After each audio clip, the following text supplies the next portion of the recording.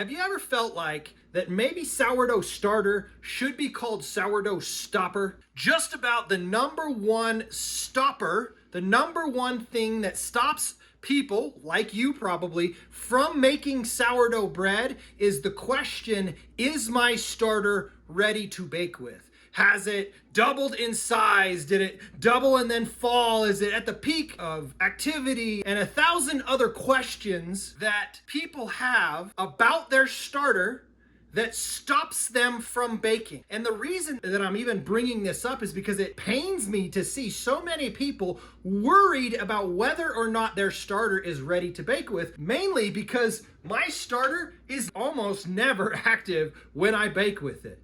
Okay, we always take the starter, his name is Isaiah, and he resides in my refrigerator. Okay, there's hooch on top of that, right there. And I'm baking bread tonight. I'm gonna take him cold, hungry, straight out of the fridge, not active, no levain. I didn't feed him hours ago in order to get ready to make the dough tonight. Every single time we make bread, we do it cold, hungry, straight from the fridge. Welcome to Sourdough Made Easy. We're here to unabashedly break all of the rules of sourdough bread making in order to prove to you that sourdough doesn't need to be hard. Please like and share this video and subscribe for more easy sourdough tips. Hello and welcome back to Sourdough Made Easy. Today I've got a question for you. Have you ever felt like, or is it just me, that maybe sourdough starter should be called sourdough stopper? Now, what do I mean by that? Well, for us, in our actual lived experience with sourdough bread making, back during COVID, like just about everybody else in the world, we were introduced to sourdough, and my wife got into some Facebook groups, watched some YouTube videos, and tried to make a sourdough starter. I say tried because it was a horrible failure, and it stopped us from making sourdough. And then fast forward a year later, instead of trying to make a sourdough starter again, we purchased a sourdough starter from a local baker, a 93-year-old starter, fantastic starter, but it sat in the fridge for, I don't know, probably at least 6 months before we finally decided to try and use it because of all of the complex methods and things that are taught specifically starting out with, is the starter ready to bake with? Okay, and when I go on Facebook right now into some of the beginner Facebook sourdough groups that I'm in, just about the number one stopper, the number one thing that stops people, like you probably, from making sourdough bread is the question, is my starter ready to bake with? Has it doubled in size? Did it double and then fall? Is it at the peak of activity? And 1,000 other questions that people have about their starter that stops them from baking. And the reason that I'm even bringing this up is because it pains me to see so many people worried about whether or not their starter is ready to bake with, mainly because my starter is almost never active when I bake with it. Okay, we always take the starter, his name is Isaiah, and he resides in my refrigerator. Okay, there's hooch on top of that, right there. And I'm baking bread tonight. I'm gonna take him cold, hungry, straight out of the fridge, not active, no levain. I didn't feed him hours ago in order to get ready to make the dough tonight. Every single time we make bread, we do it cold, hungry, straight from the fridge. I'm trying to think of the last time I fed him. It's probably been about a week since he was fed. And the bread that I make is going to be delicious. It always is, and it always turns out great no matter what. So right now I want to just kind of shatter this idea in your head that you have to worry so much about your starter. What I would say is find a recipe like our 10-minute sourdough made easy method. There's a video you can watch. Click on the little card up here or at the end of the video, whatever, I'll link the video for you to watch a video where we make our sourdough with cold starter straight from the fridge, less than 10 minutes of actual work, no stretches and folds, no kneading, no auto lace, no preheating the Dutch ovens. Literally, we break in all of the rules and baking fantastic bread every single time. And there's been tons of testimonials of people leaving comments saying, I tried your method and it worked great. I'll flash some up on the screen for you right now to look at yourself. Cattail saying, thanks for sharing. I made your bread. It turned out amazing. After for so long, finally made a good loaf. Fantastic testimonial. I made this dough last night, baked it today. It was fantastic. I look forward to more recipes. Thank you. Another one, this was a funny one from Roberta. She says, OMG, I made your 10-minute sour bread. I kept saying to myself, it's okay, I'll just throw it away if it's bad. Holy bleep, it came out fantastic. I want to show you, but I don't know how. What is your Facebook page? And then she went on Facebook, you can see right here, and posted a picture of her actual loaf that she successfully made following our 10-minute sourdough made easy method. Okay, so if I could say anything to you right now, it would be quit worrying about whether or not your starter is ready to bake with, number one. And number two, while there is value in learning how to make your own sourdough starter, I think the challenge of making the sourdough starter is the biggest thing that stops most people from actually baking healthy 3-ingredient sourdough bread from home. And I would suggest that you find somebody who can sell you a starter or give you a starter. We actually give away our freeze-dried starter on our website, sourdoughmadeeasy.com. You can go there and get a tablespoon or whatever of our freeze-dried sourdough starter. All you have to do is cover the shipping and handling. I literally pay my kids as part of a homeschool economics curriculum to package up and get all of the starter ready to go out, and then I take it to the post office and drop it off. But you can pick up a free starter on our website. You can actually, something that we've just started, which is gonna kind of be the rest of this video, is to prove to you that you don't need to worry too much about the starter. But we actually just put on our website an actual, what I call your live, active, ready to bake with sourdough starter. And we got these cute little bottles. We wrap it in a little ice pack and we ship it straight to you. Liquid starter that with one feeding, you'll be able to bake with tomorrow. So the point of the rest of this video is to walk through how many days it can go sitting out unfed and still remain bake worthy, if you want to call it that. So today is day 3 since these starters were all fed. You'll see that there are 7 of them. My hope is that over the next 7 days, I will be able to continue to feed one of these and bake a loaf of bread, right? So you're gonna watch as I come back every single day and feed the next one. Now, the reason that I'm doing that is I need to figure out my shipping when it comes to how to ship this and how quickly do I have to get it into your hands and get it fed to keep it active. And so I decided to set it at 3 days. The first one that I'm feeding is 3 days because if you were in one of the states surrounding us here in Utah, it would probably take about 3 days normal shipping to get this to you. So you would be receiving it on the 3rd day. I'm gonna go ahead and feed this one. You're gonna watch on a time lapse while it grows, and then I'm gonna bake some bread with it later. And then I'm gonna do another one tomorrow and another one the next day and another one the next day. And I'm hoping I can get, I don't know, I haven't done this before, but I'm hoping I can get all the way through all 7 of these bottles and have a viable starter that is essentially 10 days since it was fed sitting on my counter. And that tells me that I can ship this just about anywhere in the continental United States. It should be able to arrive within inside of a 10-day window. And the way that I do it is I take my starter out of the fridge, I feed it, I leave it on the counter overnight so it's a good feeding, it grows like crazy, and then I pour it in the bottle, package it up, and ship it off to you as active as I can have it going your way without exploding the bottle. I could feed it in the bottle, but then it would pressurize, actually probably burst in transit. And then we wrap it, like I said, in ice and get it off to you. So if you want free starter, I can send you a free freeze-dried. The amount of packaging and things that goes into sending these, I gotta charge you for these ones, but that's just an upgrade on the site. So go to sourdoughmadeeasy.com to pick that up. There's actually a link down in the description if you wanna go grab your starter and quit stopping because your starter's not ready. So the rest of this video, I'm gonna take you through feeding this starter, getting it ready, and baking a loaf with it. And then walk you through, and we'll see if I can get all the way to the 7-day. It's going to be a 10-day-old unfed starter that would have been in the mail to somebody in Timbuktu somewhere, and we'll see how we do. And if I need to charge a little bit more for shipping in order to ship it priority or something to you, then we can go ahead and do that. But having a liquid starter is something that where you're baking tomorrow, like you're ready to bake. There is no ifs, ands, or buts. This is a 93-year-old starter that I baked. We've baked hundreds of loaves with, cold straight out of the fridge. And so we're gonna go ahead and go through the process that you'll have when you get the card. It says right here, important note, it is hungry, because it's been unfed in the mail for however many days it took to get to you. And then it walks you through the steps of how to feed it and get it ready to bake with.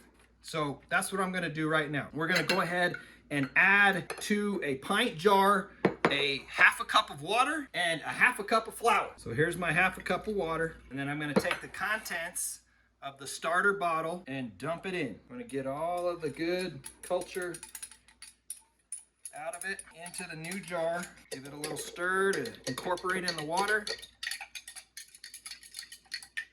And then I gotta move these down so I can get into my flour. And this is a 1/4 cup because the half cup is now wet. Put a 1/4 cup, half a cup. Mix it up until all of the flour is wet and that starter is well incorporated so it can start feeding on that flour. And then set it on your counter. Note here says for 8 hours. This is a new thing for me, so I'm gonna say anywhere from 4 to 8 hours depending on how well it revives and how long it's been since it was fed, how far away you are from Utah, for example. But the point is to watch for bubbles. Does it have to double in size or be at peak activity in order to bake with? No. What I say is, if there's bubbles, which I'm gonna set it up on a time lapse and you're gonna get to watch to see if there's bubbles. With every one of these that we go through, I'll have a time lapse after we feed it. And if there's bubbles, it's active. There's culture in there and it's ready to bake with. So that's what we're gonna do, is I'm gonna set it up on a time lapse, and then I will check back with you when I'm ready to make the bread. You'll watch our 10-minute sourdough made easy recipe and the process. And then we're gonna be baking 7 loaves of bread in this video over the course of the next 7 days, and you'll get to see how they all turn out. And it may get maybe to the point where we get to the 4th, 5th, 6th day, and it might take a couple of feedings to reactivate it. I don't know. We will see. So for now, I'm gonna set up a time lapse on this, and we will see you when it's done.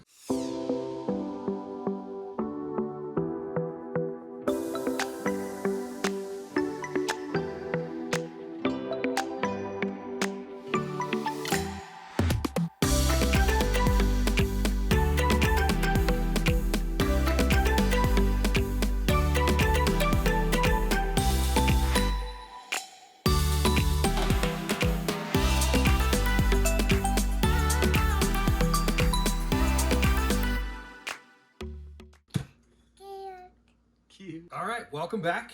As you saw in that time lapse, this became very active really quickly. It's been about almost 5 hours now. You saw it rise up to there, start to fall and collapse a little bit down. So we know that it is plenty active. I went ahead and zeroed out my scale with another jar and then put this on there without the lid. And I've got about 7.5 ounces of starter, which for my recipe isn't quite enough to make 2 loaves. So what you should have, if you've been following these same directions, is you should have enough to make a full loaf of bread at 4.1 ounces is how many we do. And then another 3+ ounces left over for you to do another feeding and continue on with your starter.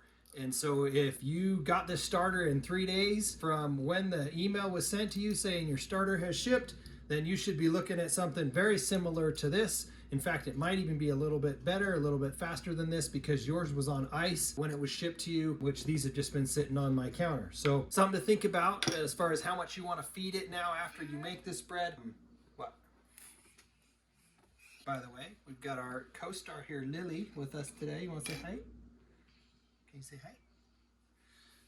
She's helping us out this evening in making this dough. Something to think about as you're moving forward. So tonight we're gonna make the dough for a loaf of bread, then it's gonna long ferment. This is our sourdough made easy process where I'm gonna kind of tilt the camera down and you're gonna watch a time lapse while I make this dough. I will do probably a voiceover on it and put all of the recipe amounts on the video so that you've got those right in front of you as you're going about making your first loaf. And then once you've made that loaf, you're gonna have a little bit, like I said, about 3 ounces left over. I would say you might wanna put it in a bigger jar, depending on how much bread you're going to be making. Now, normally when we make bread, we make 3 loaves at a time, and we make that 3 loaf batch about 3 times a week. And so we're making quite a bit of bread just for our family. Anytime we have someone who orders bread, we're making more on top of that. And so we have a gallon-sized jar that you saw me take out earlier, where Isaiah lives in the fridge.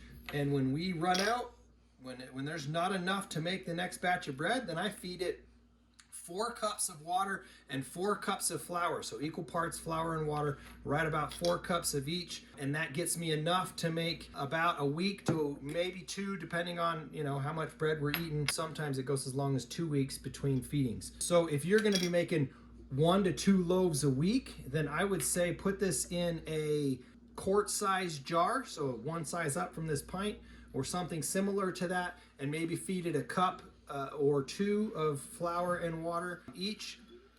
Yeah, probably if it's a quart size, you're gonna wanna do it a cup or it'll overflow, but a cup of each, and that should give you like twice as much as you got here, which would be about 14 ounces, maybe 15 ounces or so, and that would get you 3 loaves of bread plus some left over. And so you could do that. If you're gonna be doing more bread than that, then maybe bump up to a half-gallon jar or even a gallon jar like the one that we've got there. We got that on Amazon.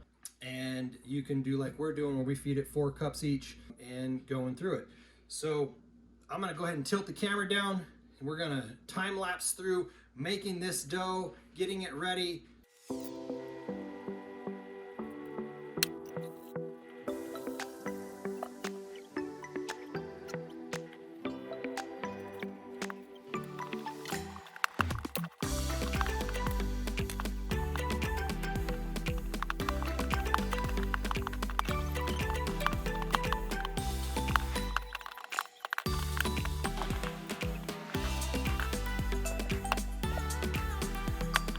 All right, as you saw there, no kneading, just getting all of the flour wet with the starter incorporated into it. Now we're gonna throw a cover on this and it's going to sit right here for the next 12 hours or so, 12 to 18 hours, depending on when I find the time to get back to it. I'm gonna quickly form it into a loaf, and right around that same time tomorrow, I will be feeding the next jar. So it would be like the 4th day of shipping time. So the next jar will be fed tomorrow. I'm gonna go through the same process again tomorrow night. So I am gonna head to bed now and I will see you tomorrow. All right, welcome back. It is now about 14 hours later. You can see that dough has now doubled in size, probably a little bit more than. So we're gonna go ahead and tilt the camera. You're gonna watch me time lapse form this and get it in the cold Dutch ovens, which is another one of the rules that we break. See here, this Dutch oven is cold, or my hands will be burning off right now. And then we're gonna throw it in a cold oven about an hour, not quite an hour from now. I've got a concert to go to, my daughter's singing in, so we will probably be doing a shorter second proof, between a half hour and an hour. Sometimes that causes it to kind of blow out a little bit more with more oven spring, but we will just take what we can do because we've the time crunch, we've got to go. So I'm gonna lower the camera. As I said, you'll watch me form this loaf. Right after I form the loaf, we're gonna go ahead and feed the day 4 starter. So it's now been 4 days since this was fed and put in this little jar, testing if I had shipped it to you, and it took 4 days to get to you. So now we're kind of in an outer ring. You're a little bit further from where we're at here in Utah. I did just talk to the lady down at the post office, and worst case scenario, I can ship these priority shipping and get them anywhere in the United States 3 to 4 days. So based on the fact that this bread is working, assuming that this one works, we got a viable product. But for now, we're gonna go with it. So I'm gonna form this bread, then I'll tilt the camera back up and show you the feeding of this next one, set up the time lapse, and we'll go to that point.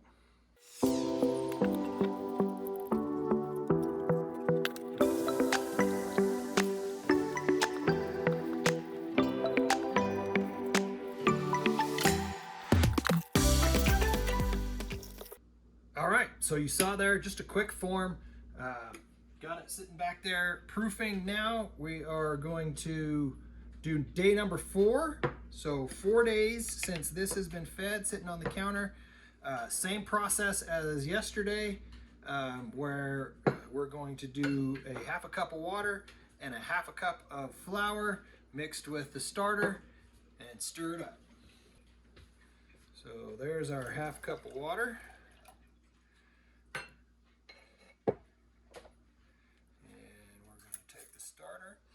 So we're going to pour the contents in there like we did last time.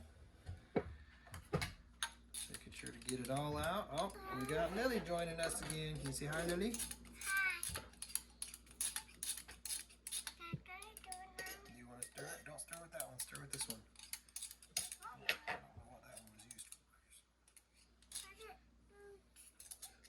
Pour a little bit in there to get the rest out. Probably do that next time.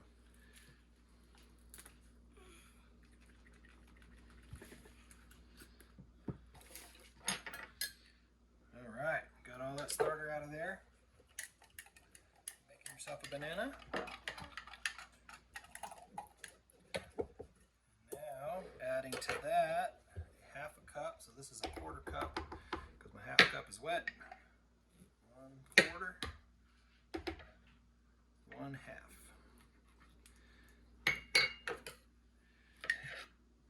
Stir that up good. Whoa, I can peel that out too. Oh, peel the banana off. Yeah. Okay, that's incorporated nice. Got some chunks there on top to mix in.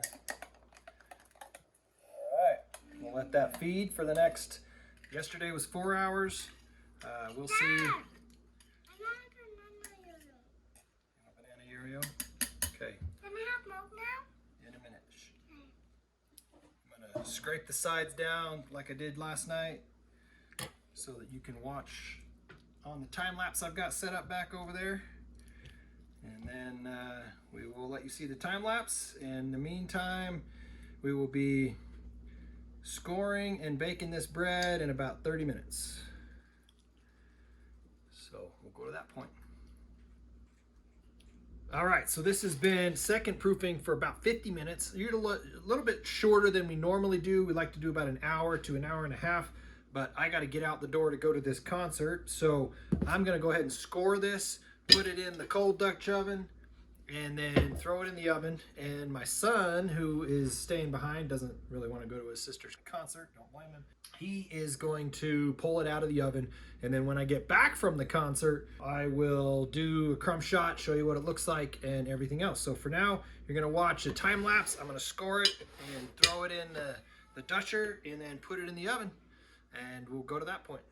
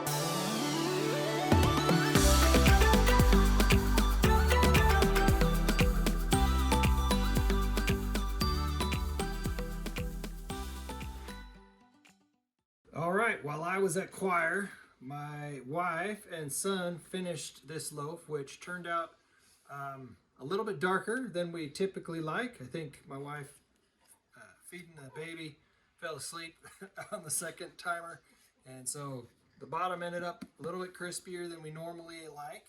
But my concern, which I am one to be willing to admit defeat, is that it didn't rise near as much. It's not near as big. If I had another loaf, I got to make some more bread tonight, but if I had another loaf to compare it to, this is nowhere near as high of a rise from a loaf that we typically get. So my concern is that one feeding of this after the third day was not enough to really get it active to the point where it's ready to really bake with. So for the day 4 one that you just saw the time-lapse finish of, I think rather than starting some dough again tonight, what I'm going to test is, I believe it will be better to add this to a bigger jar, do a nice big feeding of a cup of each.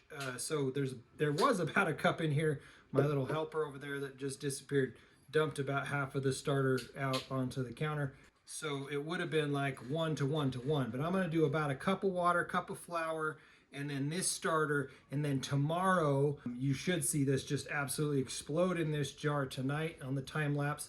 And then tomorrow we will start the bread, and I think we should get a much better loaf, better rise out of tomorrow's loaf than we did today. So just to kind of see how we actually did do, I'm going to go ahead and do the crumb shot. I want to see what the inside of this looks like. You can see it's nice crispy crust. Normally, that's my wife over there saying sorry. It's okay. I'm sure it's going to taste amazing. It just won't be quite as fluffy as our typical loaves are, and I don't want to lead you astray when you're just getting started on your journey. So you can see the crumb shot there. Not bad. It's a nice loaf of bread. Smells good. The inside is good. So I'm certain this will make great bread, but I think that with a little bit extra feeding tonight, we'll have better bread tomorrow. So if you're just getting your starter started, I would say most likely we're going to be switching up what it says on this card to say give 2 feedings. I think that would serve our customers better to say feed it twice, 2 good feedings, and then bake, which still puts us in line with what I anticipated, which was bake tomorrow. I was surprised at how active it actually got, and eager and hopeful that it was going to make a good loaf of bread.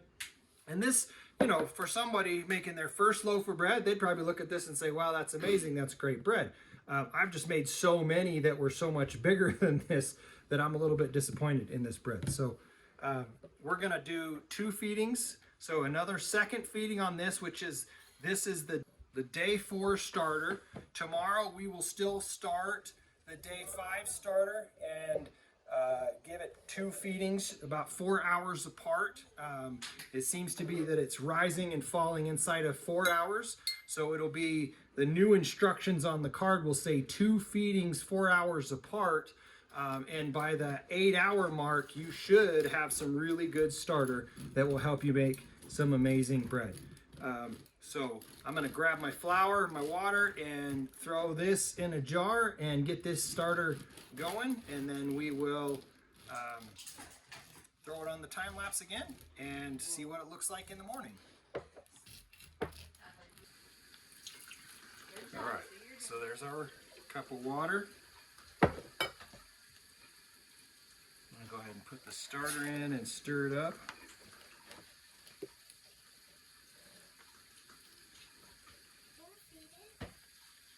You want to give it the flour.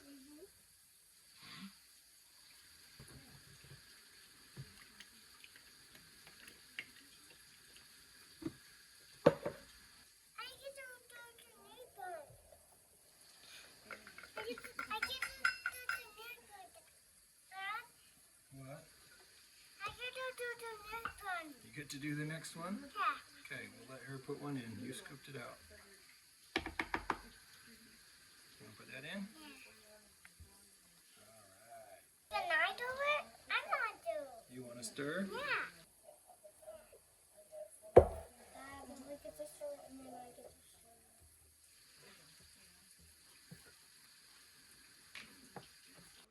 All right, let me try. Okay, Yeah, my mommy. you stir that. My mom. While I put this away. Nana, he'll do it. No. Hey, Mom. You don't have one. Hide mine and down is yours. Down is mine and down is mine too. This one is mine. And that's not in my minute. Okay. All right. So we've got it nice and nicely incorporated. Our little helpers help stir it. And now I'm going to clean the sides off again to get it ready for the time lapse. Set it up and we will see you again in the morning.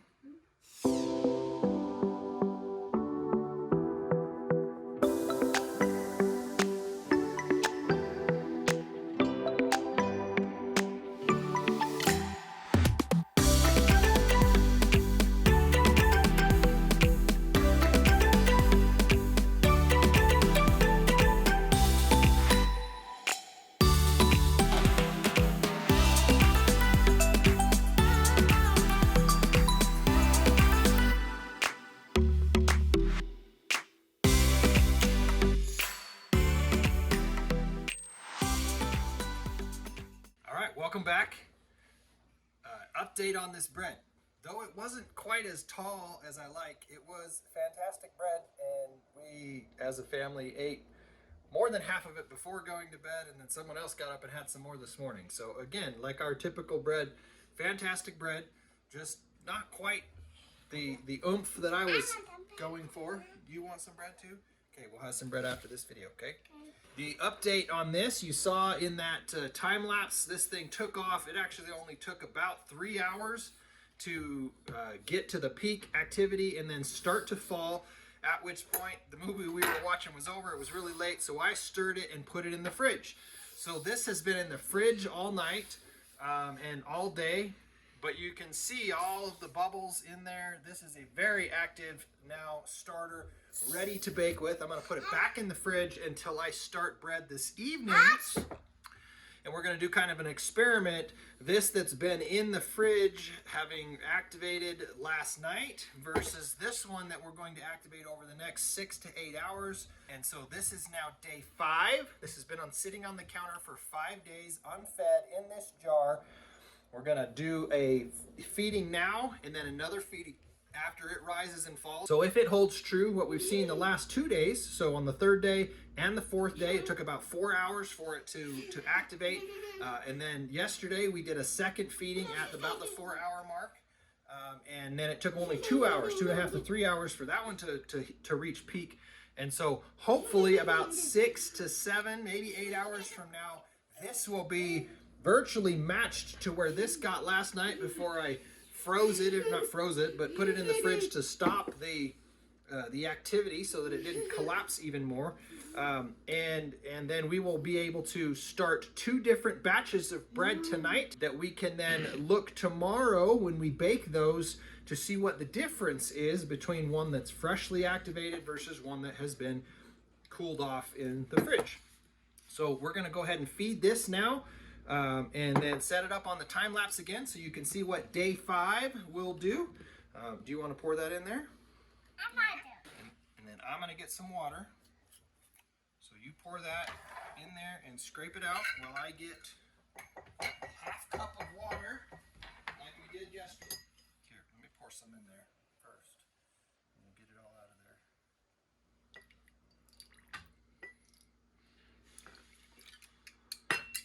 There, let's put the lid on, shake it up.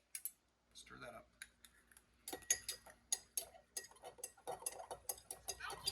Get all that culture out of there.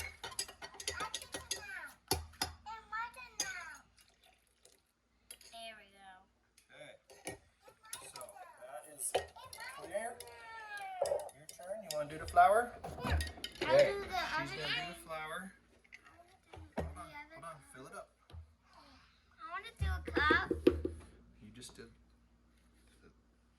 Put it in. After Luke does this one, I want to Put it do in. the second one. Okay. I get to do it. My turn. You want to stir that real quick? Yeah. Ah. Hold it. Just 1 second. Nope. Okay. Okay, now throw that in there. So now we've got a half cup of each with our starter, just like we've done the last 2 days. I'm going to stir it up really good. And then we're going to throw it on the time lapse and let you see how this rises. Like I said, day 5. Don't know how it's going to go. I assume it's going to be just as good as it was yesterday. We shall see. So with that, we will see you a little bit later after we have let this rise for the second feeding of the day. And I think that might be our new kind of process, is feeding it twice in about 8 hours, 6 to 8 hours. Well, feeding it, then feeding it again probably 4 hours later after it has risen and started to drop. And then feed it again, and then throw it in the fridge until you're ready to bake, or bake with it. And we're going to test both of those later tonight. So we'll see you after this first time lapse.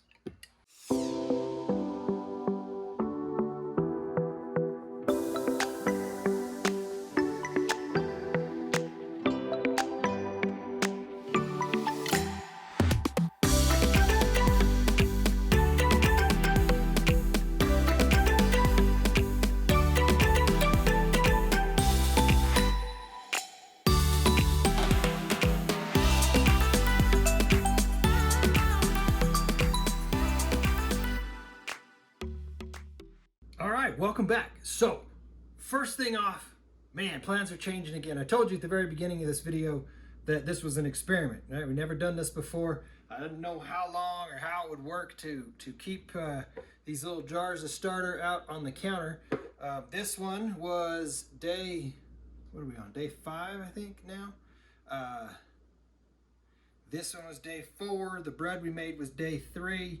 So 4 worked great. 4 hours of time it took for it to feed, and then another 2 hours or 2.5 hours or so to feed the second time. Then I threw it in the fridge, and we are going to be actually baking some bread or making some dough tonight to bake bread tomorrow with this one. But this one, just one extra day, it actually took over 6 hours, almost 7 to feed. Like there were no bubbles you saw in that time lapse we just finished. It took a decent while to reactivate, and so by the time it got to where it was at peak activity and started to fall where I would have fed it again, it was getting too late to feed it and try and bake with it tonight like I had anticipated this morning.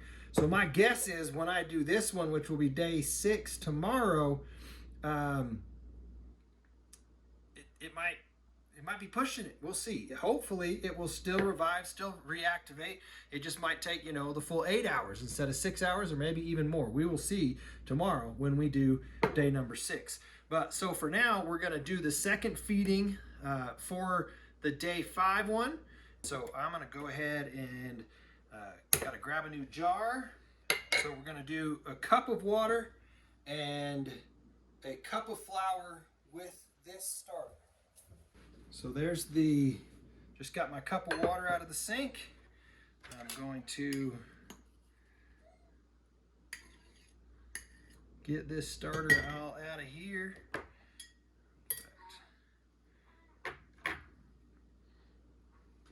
So it did get active. It just took a while, as you saw on that time lapse.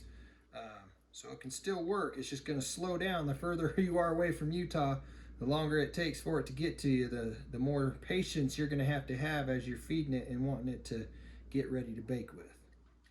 But we're still at the point where if you were 5 days away, you would be baking next day. So we will be able to bake bread with this tomorrow. And or I'm thinking that maybe one of these days I'm going to show you some what some people would call discard recipes. Maybe we'll make some crackers or some pizza dough with one of these when we reactivate it. I spent a lot of time today actually doing videos.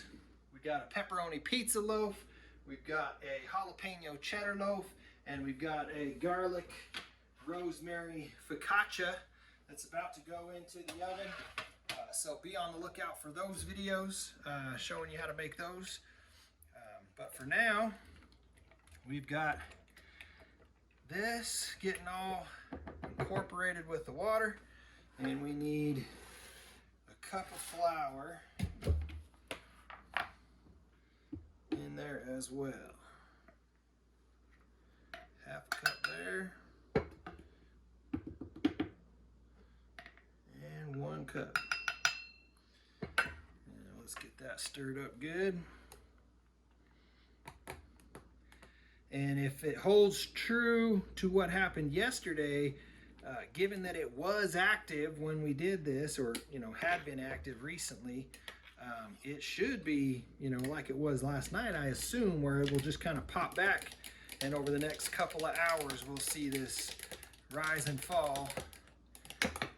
I am not going to stay up. It's kind of late here already. I am not going to stay up to watch it, so this one will be one where it sits out on the counter all night. But if you are in the process of feeding a starter, watching this video because you just got a starter from us, we will see how it works out to let it get real active and then throw it in the fridge like we just did. So I just took that out of the fridge. So I consider this at this point just about as active as any of my starter ever is coming straight out of the fridge. So we should be fully reactive. We should get some really good dough and really good bread out of him tomorrow from the dough that we make tonight. So I'm going to clean this off, set it up over there for the time lapse, and then come back here and start making this dough for you.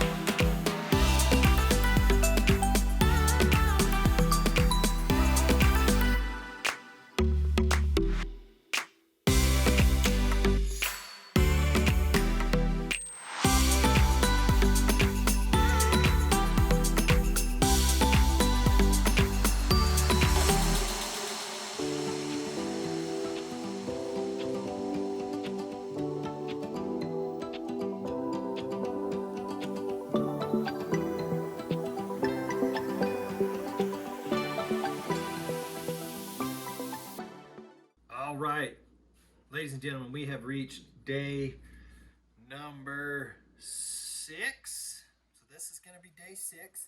I'm going to give you an update on day 5 and day 4. But I think, based on how day 5 went, that day 6 is going to be good too. You saw yesterday, it took a little while longer, I think 6 hours for this to activate. But then once I fed it again last night, it is so active that it was bubbling over the jar this morning when we came out here. So we have a very active day 5 starter, and I now have started some bread. I'll show you in a second. So this process, I think we finally nailed it. So feed it once, the half cup of each, and then a cup of each gives you enough. You can see how much is left in there. That's the bottom of the day 4 jar, to make 4 loaves of bread and then have some left over to feed to continue to grow your starter.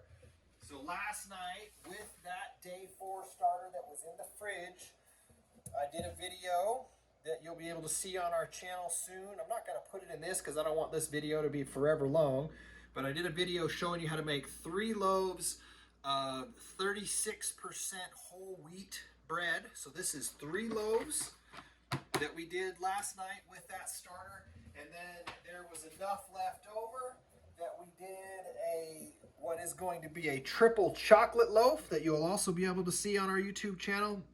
Video coming out shortly after this one. And so this is a chocolate base loaf, same general recipe of our 10-minute sourdough made easy, but with some added sugar and cocoa rather, in the dough, which makes it rise faster. So I got to get this one formed soon because that sugar makes it rise faster. That one's going to take another few hours to proof. And so that was 4 loaves, and there was still some left over there to feed. So I think we've nailed it with the feed it half, then 4 to 6, or maybe we'll see how today on day 6 goes. It might be 8 hours later for it to really start to get active. And then feed it again. The 1 full cup of each gives you 4 loaves worth of bread plus leftover in the jar for you to feed to continue on with your starter. So I'm going to go ahead now and feed the day 6. So this has been sitting on the counter for 6 days since it was fed, as if it was shipping to you across the country and took 6 days to get to you. We will see what happens with this day 6 starter. So I'm going to put half a cup of water in this jar first.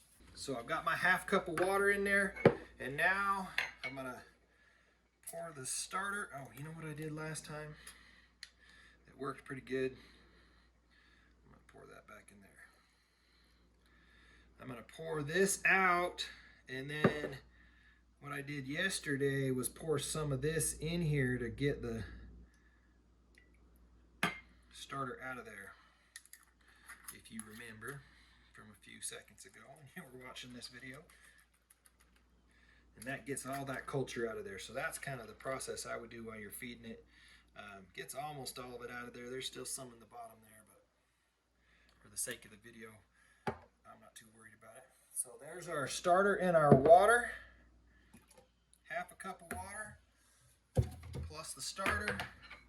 We're going to feed it. That's a 1/4 cup. Half a cup.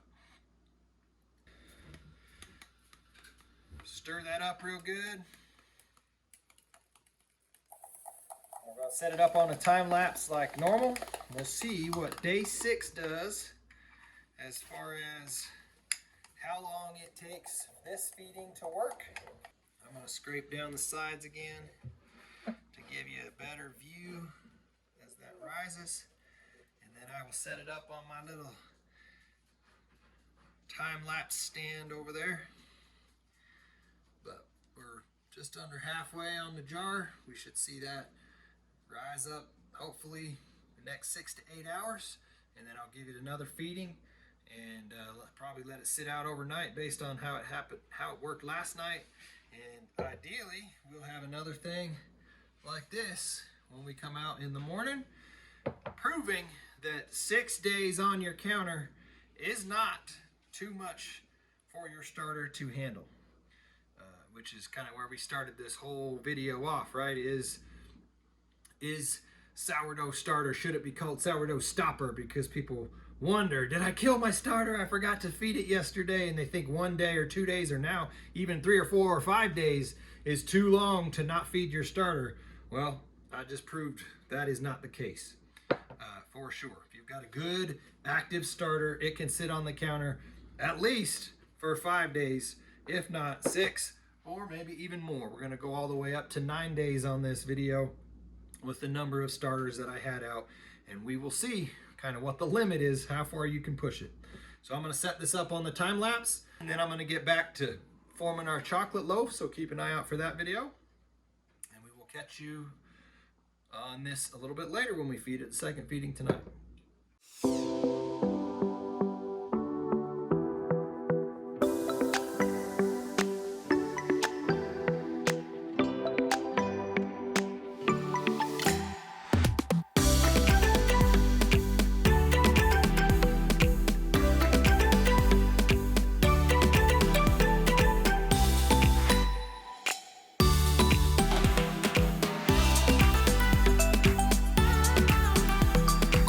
All right, welcome back for the update on day 6.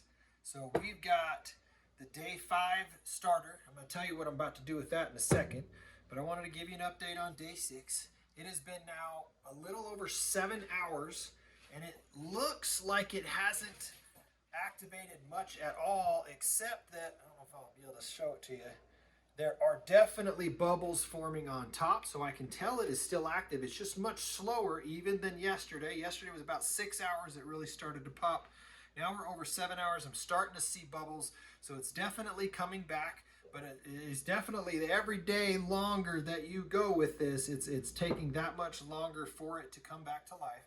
But I assume that I will be feeding this right before going to bed and then waking up tomorrow again to a big rise from a very active starter. So I think day 6 is still a viable option.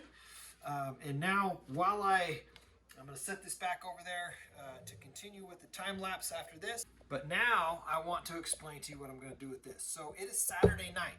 I don't do any videos on Sunday. And so I was trying to figure out what I could do with this starter that you would be able to see. If I start some dough tonight like I did last night, then I have to be baking tomorrow, and then you wouldn't be able to see the videos because I don't do videos on Sundays. So what I decided to do was, this is a perfect time to show you how to make a sourdough discard, what people would call it, a sourdough discard pizza crust. It's a family favorite, super, super easy way to make pizza crust. And you can make it literally with just sourdough discard, seasonings, a little bit of olive oil to keep it from sticking to the pan. And so the process for doing that is actually just, it's insanely simple. I've watched countless videos. I couldn't even give credit to all of them. Everybody seems to point at Lisa at Farmhouse on Boone as the one that taught them it, so I guess I could give her credit for that. But this is a very simple, easy recipe. The way that you do it is you first preheat your oven and your cast iron skillets, or like a pizza stone or something like that, that's going to preheat really well and hold the heat. So what I've done here is I've got 2 pizza skillets that have been preheating in my top oven while my bottom oven is baking the 3 loaves that I made last night. Well, first of all, I gotta show you this. This is what was made with day 4. This is one of the best loaves that I have made yet. And this was the triple chocolate loaf I told you we made. You saw the dough of that a little bit earlier today, and it baked up beautiful. It got a ton of rise, and the finished product is absolutely amazing. We've eaten almost half of it already just in the last like hour and a half since it's cooled off. But that triple chocolate loaf is a fantastic loaf.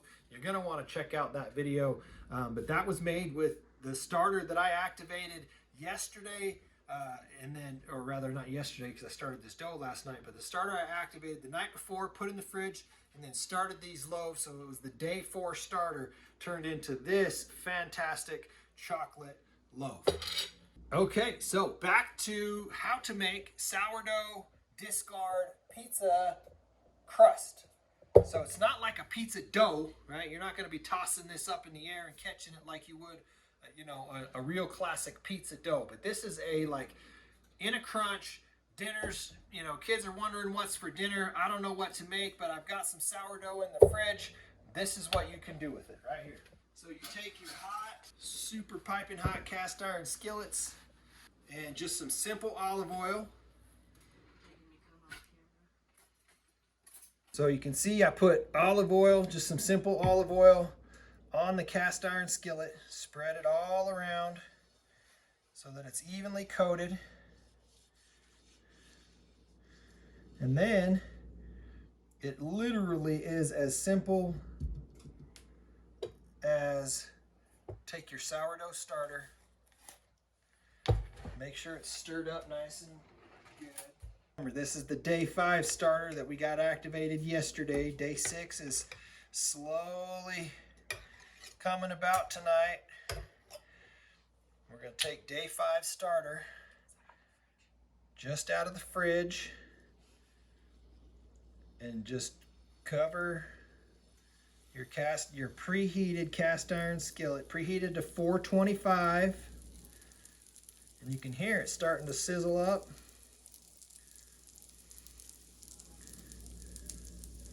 It's about that easy. I may have poured a little bit too much, but that'll just make a nice thick crust. I may About enough to fill up the second one.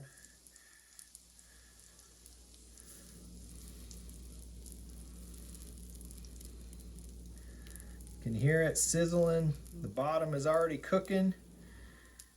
And then we're going to throw this back in the oven at 425 for about 10 minutes, maybe 15. And while that's cooking is when you're going to cut up whatever veggies. I got some peppers and some onions. You're going to cut those up. So that's going back in the oven. 425. While I get the second cast iron skillet out and do the second one. I'm going to have my wife set a timer for 10 minutes to check on that. Again, just like you saw last time, evenly coat that olive oil all around.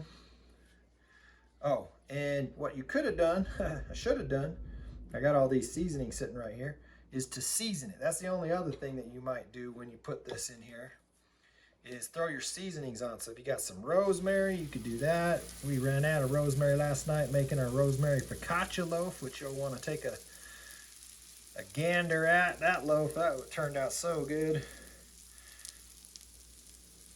We ate half of that before going to bed, I'm not ashamed to admit. So that's what I'm doing with day 5 starter. Used pretty much all of it there.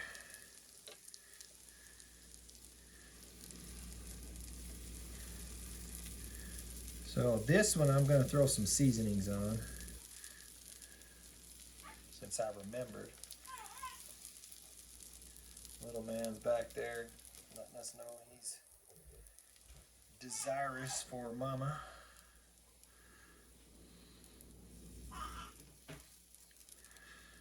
So that one there is cooking up. I'm going to add some Himalayan pink salt. Some garlic powder. And some Italian seasoning.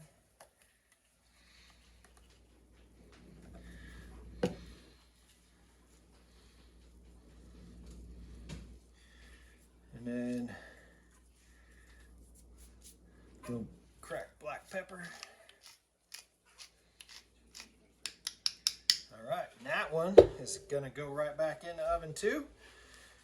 And I will check back with you when these come out of the oven.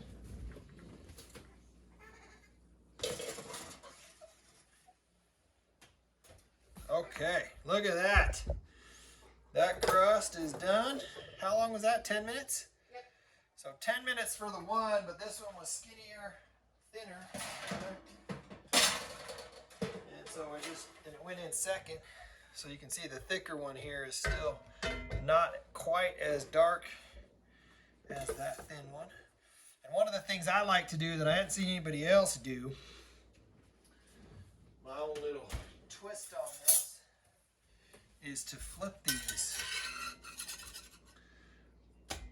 so that the crusty side is under the toppings, and then when you bake it, it will crisp up the bottom of it a little bit more, so the top side will crisp up a little bit.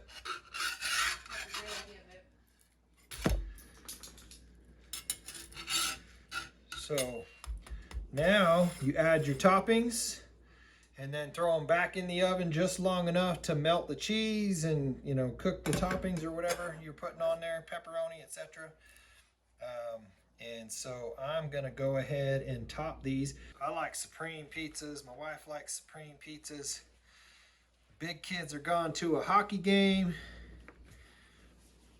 And so it's just us. The little kids just had got our pepperoni pizza bread with sauce and cheese on it. Here's how we're doing this. We got our sauce, a little marinara sauce. And I did find out, somebody mentioned, I don't remember what video I was watching, about not putting too much sauce on it because these can get a little bit soggy. So go light on the sauce. And my daughter put way too much cheese on hers the other time, and it just kind of didn't work out very well for her. They still ate it. They still liked it, but it wasn't as good. So, yeah. This is actually just a regular marinara. I wouldn't call it a pizza sauce, but it's more spaghetti sauce than pizza sauce. Okay. Now, mozzarella cheese. One of the things, if you've got a lot of starter, we feed our starter 4 cups of water, 4 cups of flour at a time. And so the last time I did this, I actually made extra pizza crusts and then put them in a Ziploc and kept them in the fridge for the kids to be able to pop them out and make pizzas anytime they want in the toaster oven. So that was nice. That's another thing you can do here. Overfeed your starter intentionally, planning on making pizza. Put some red peppers on this one. Some yellow peppers. Just happens to be what we had in the fridge.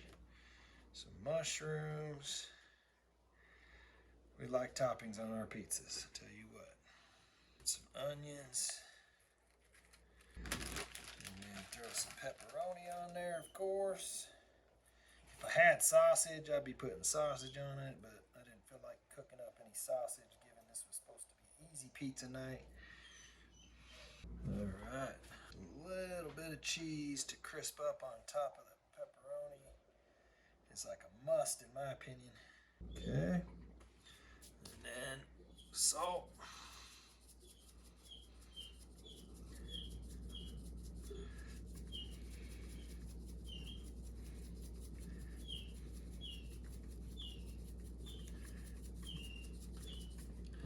Salt, sprinkle of garlic,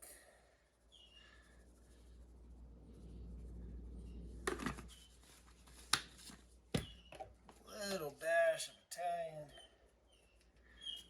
seasoning on there.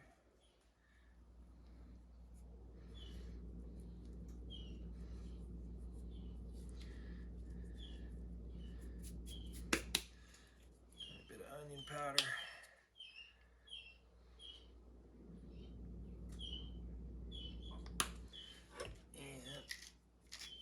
Black pepper. And top it with the Parmesan cheese after it comes out of the oven, otherwise the Parmesan cheese burns a little. All right, those are ready to go back in. Throw those in and then show you the finished final product when they come out. All right, pizza timer just went off.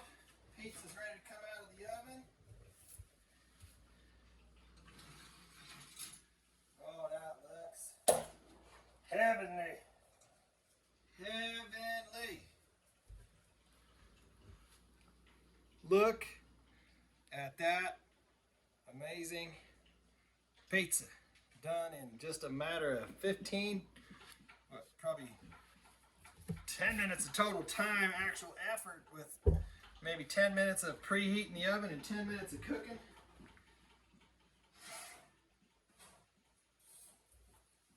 You got the pepperoni pizza for the kids, the supreme pizza for the adults, and we are going to dig in and enjoy this thoroughly.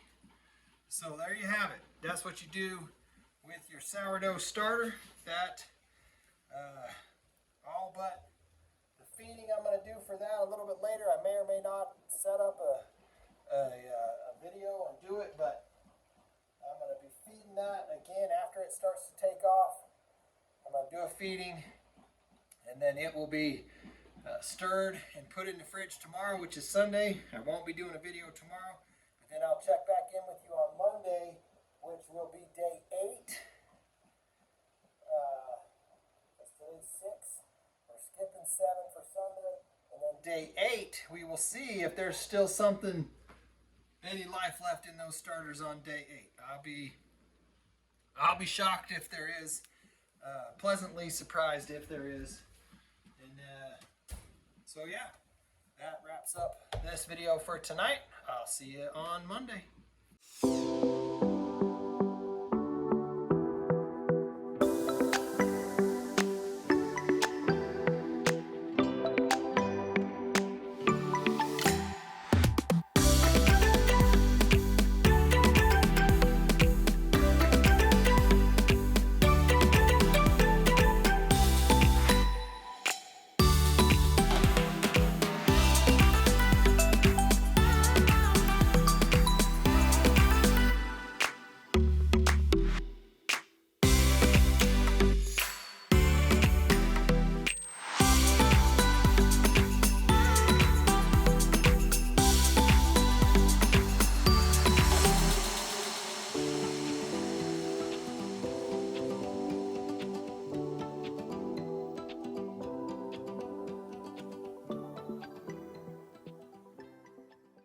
All right, welcome back.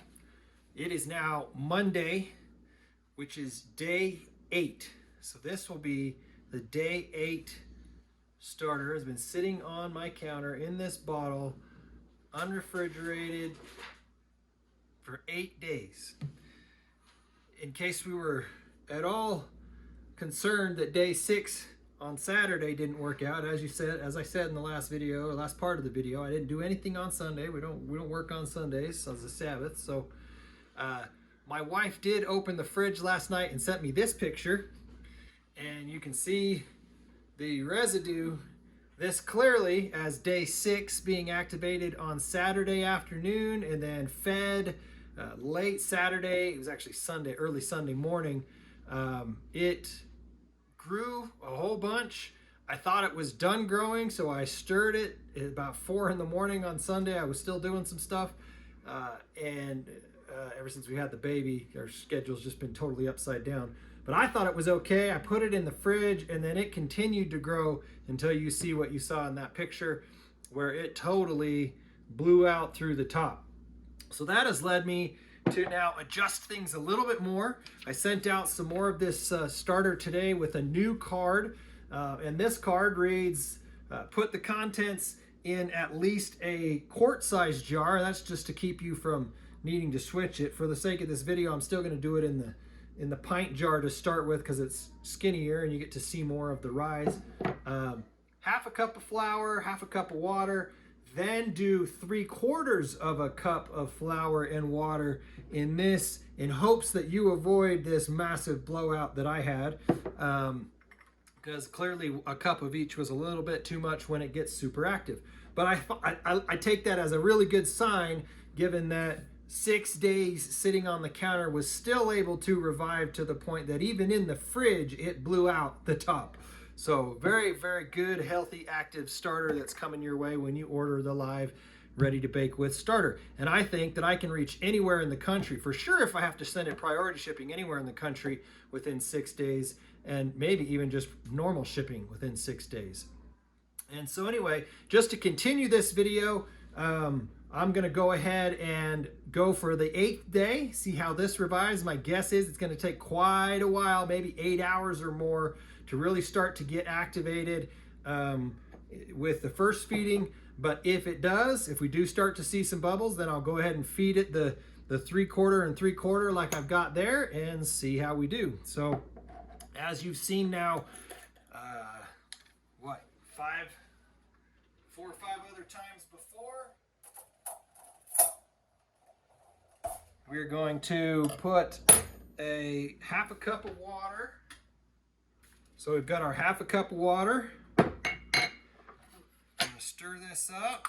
I don't see any mold or anything, so I think we're good as long as the culture is staying alive. Every time I do this, I remember I wanted to put a little bit in there to shake it out.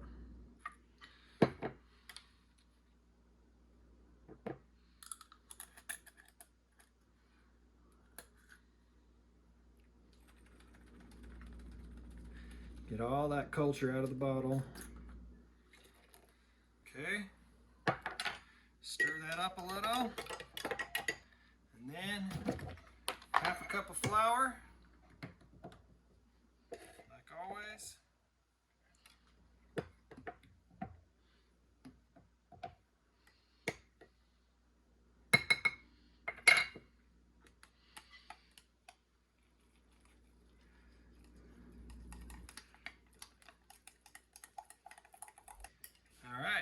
clean those sides, set it up on the time lapse, and show you how things turn out. I will check back with you in a little bit.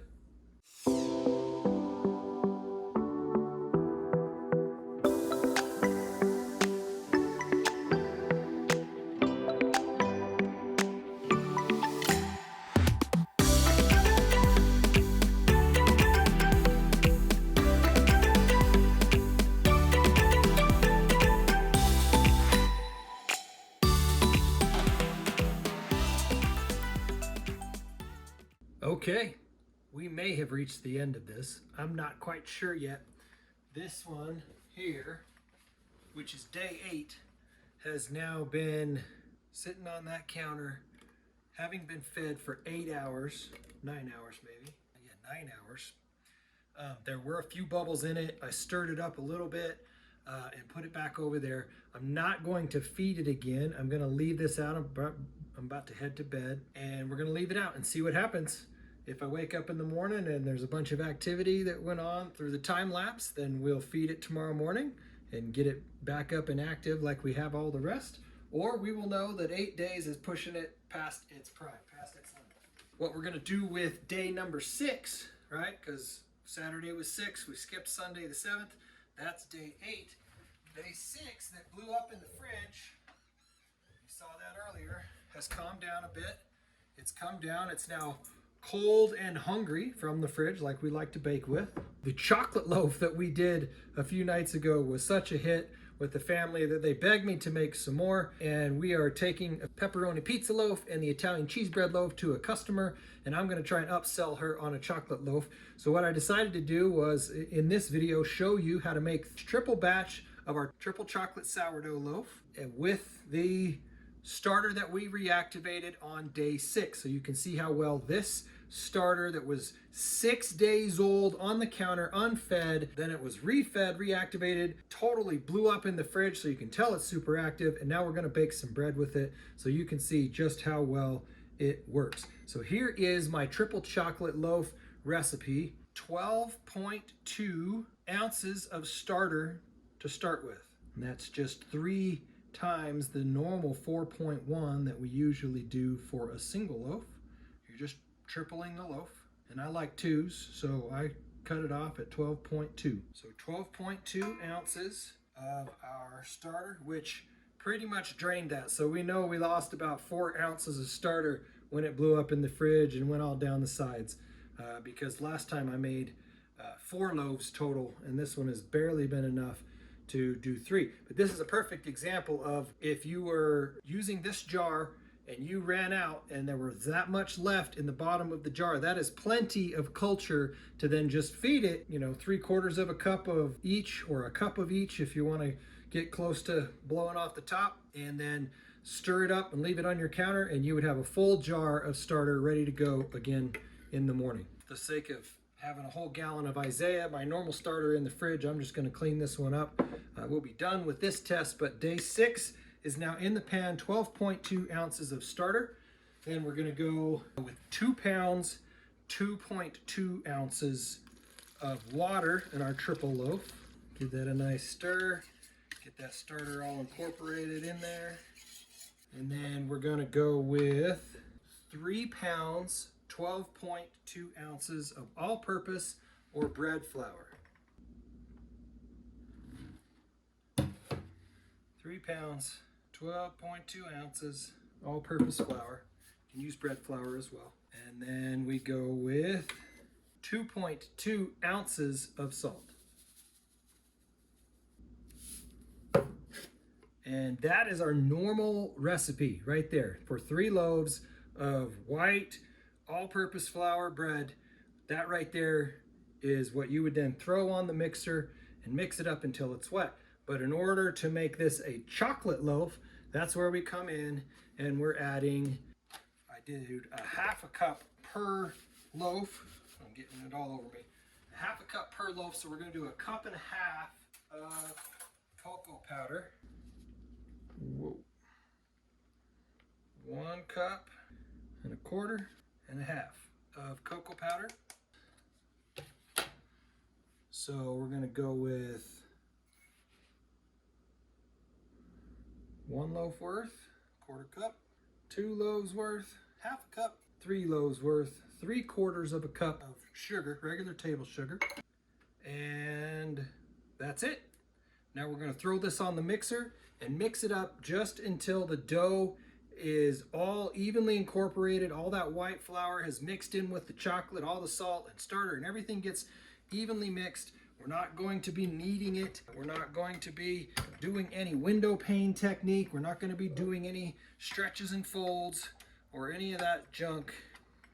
We're literally just going to mix this until it's totally incorporated. And you'll see I'm not going to let this really knead the dough at all.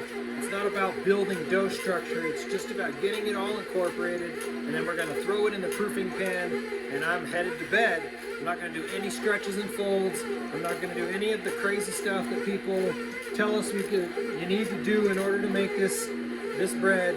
This is going to be something where as soon as this is got it all incorporated and I don't see any more of the white flour and streaks in with the brown dough, the chocolate dough, then we're going to call it good.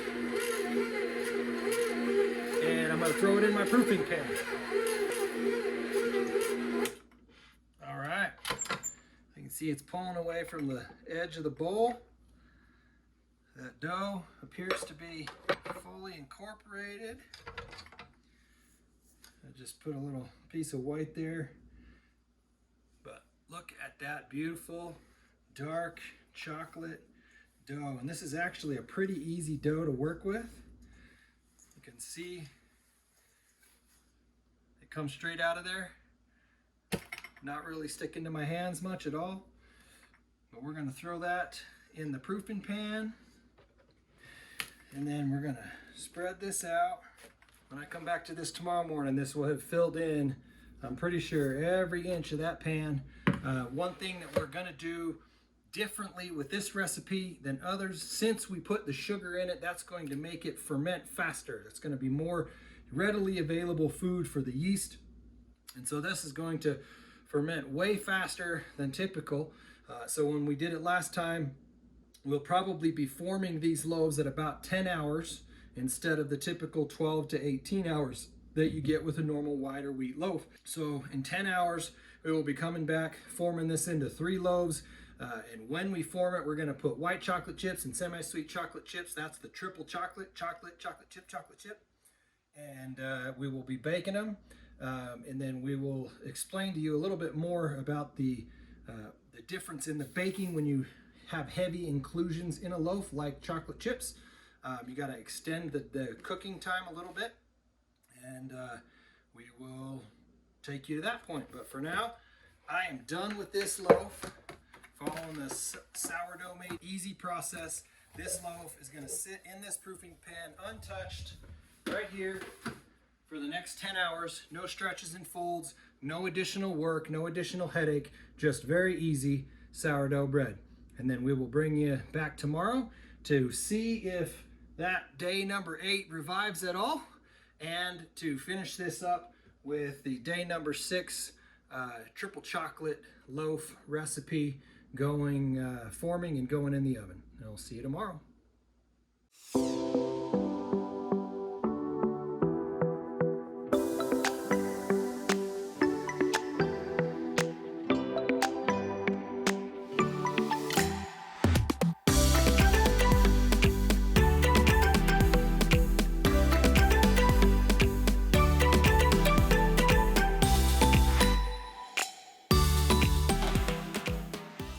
All right, welcome back. So day number 8, it might be the limit. I went ahead and after nearly 24 hours of the one jar not really budging, but having a few bubbles on top and looking like maybe it was gonna get active, I went ahead and fed it again and put it in this jar, and there are some bubbles on top. So there's hope, but I think we might just be needing to call it at 6 days. But just to finish this, oh, look at this. Look at this. Little cameo here by the big boy, Chunk-a-Bunk. This is David Isaiah. He is just over a month old now. Just got his oxygen off yesterday. He was in the hospital with RSV, really kind of scary. Got his own life flight on a helicopter and everything. So, anyway, as I was saying, I'm just going to keep going. You don't need to take them back. So, this did have some bubbles. This one did have some bubbles on top. So, I'm going to put the time lapse back on it, and I'm going to watch it for the next, 12 or whatever hours and see if it does come back to life. At the same time, I'm going to right next to that on the same time lapse, I'm going to go ahead and work with number 9, day 9, which is today, and see if we get anything. I don't anticipate anything happening in the first feeding, but maybe sometime tomorrow on a second feeding like is happening today. So, in the next couple of minutes, I'm going to go ahead and feed this one, set it up over there, and then shortly after that, then we're going to tilt the camera down and show you how to form the triple chocolate loaves. We're going to be making 3 of those tonight, and then we'll let them proof for a little while, about 45 minutes, and then score them and put them in the oven. So we will go to that point.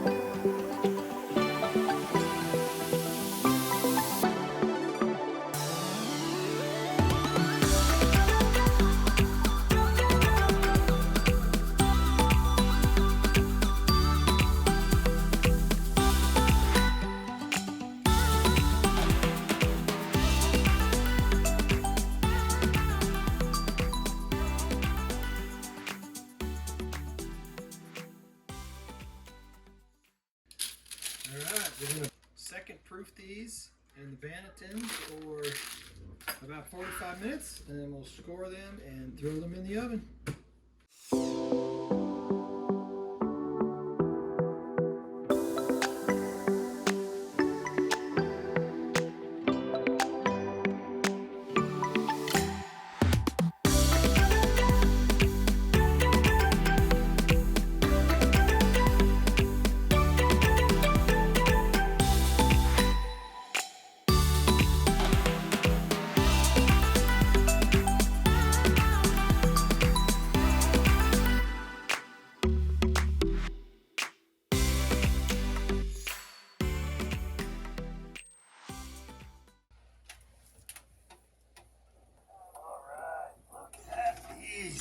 Beauties. 199, 200. All right. We are good with these 3 gorgeous loaves.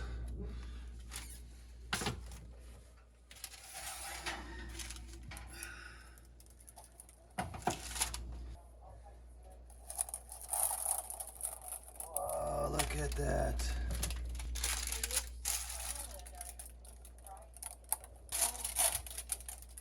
All right, ladies and gentlemen, we have very beautiful, successful loaves of chocolate, triple chocolate bread that have come out of the oven. We added some extra white chips because you can see the white chips that were coming out on their own turned brown because they got caramelized. But this is a fantastic loaf. You can see all 3 of them turned out gorgeous and no doubt are going to be delicious. We're gonna cut into one of these and probably give one to my mom who's here visiting with us to take home tomorrow, and maybe sell one, who knows, we'll see. And then as far as our starter challenge, or whatever you want to call it, where we're reviving stuff, this day 8 starter is still showing some bubbles. I've got some hope for it. I think it might come back tonight, but it has been very slow going. And so I'm gonna put the time lapse back on it for the rest of the night, and we will see how we turn it out in the morning. I'm thinking that if I don't see some action tonight, then we're gonna go ahead and call it and say that max 6 to 7 days is the amount of time that you want to leave a starter out on your counter, unfed, and or in my case, shipping through the mail. I've got to make sure to get it in your hands, preferably in 4 days, 5 days tops.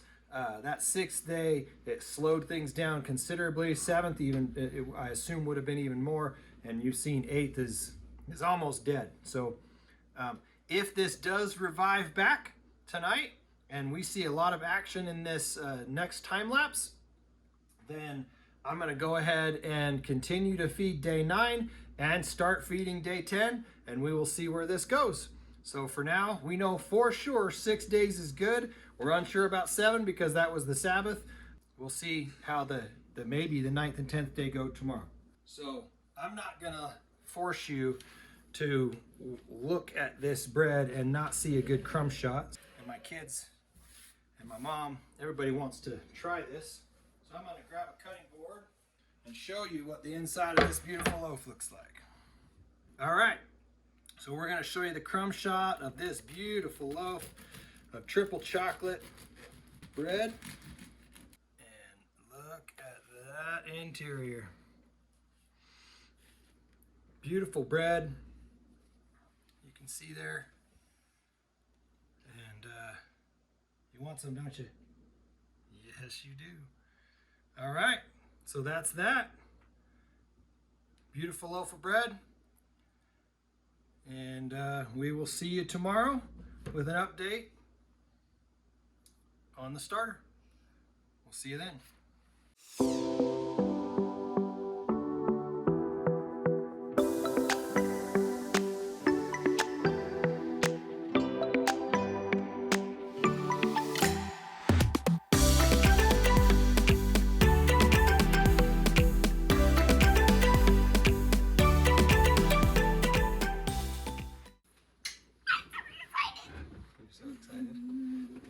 All right, welcome back to the wrap up of this starter extravaganza challenge. It has actually been, I don't even know how many days. These starters are thoroughly dead.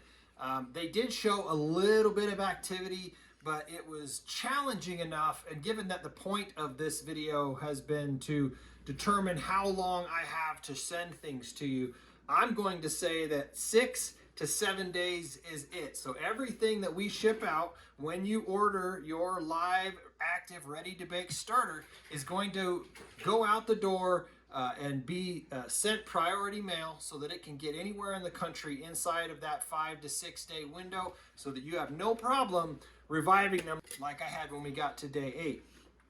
We actually did have, in this process, I have been sending them out. We have people who have ordered them on our website, and we had somebody in California where the post office said it was going to arrive Friday, which was day 4 or 5, but it didn't arrive until Monday, and they had to jump through a couple of extra hoops, but that 7-day starter did revive for them, and they are now baking bread with it.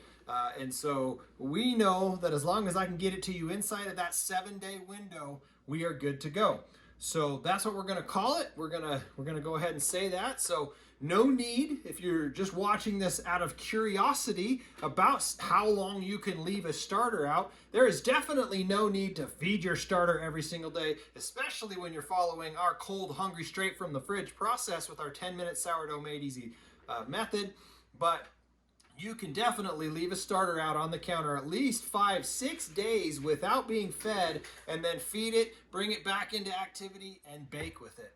And so that's going to wrap up this video. We are about to shoot a video where little Miss Adelaide here is going to make her own loaf of bread. Okay, so the question I have for you is, can you follow directions as well as a 7-year-old? Because I'm going to just be telling her what to do, just like I tell you what to do in our videos, and she's going to do all of the steps, all of the process, making the dough, setting it back there, then we're going to go to bed, and then she's going to form the dough tomorrow, etc. So if you're interested in watching this superstar here in her first primetime YouTube video, she's going to be doing all of the work. You're going to want to go ahead. It'll come out after this video, so just there'll be a little card here or a video at the end of this, and you can watch that video too. And so that's the one we're going to be doing next. And so with that, yeah, I think that's it. So we will see you on the next video. We hope you've enjoyed our Sourdough Made Easy video. Thanks for watching. Make sure to like and share this video and subscribe to get more easy sourdough tips. And don't forget to hit the notification bell to be notified when we post our next videos. And check out sourdoughmadeeasy.com for tons of easy, no auto-lyse, no levain, no knead, no stretch and fold, no babysitting your bread for hours on end recipes. And while you're there, pick up a free 93-year-old sourdough starter. Thanks, and we'll see you on our next video.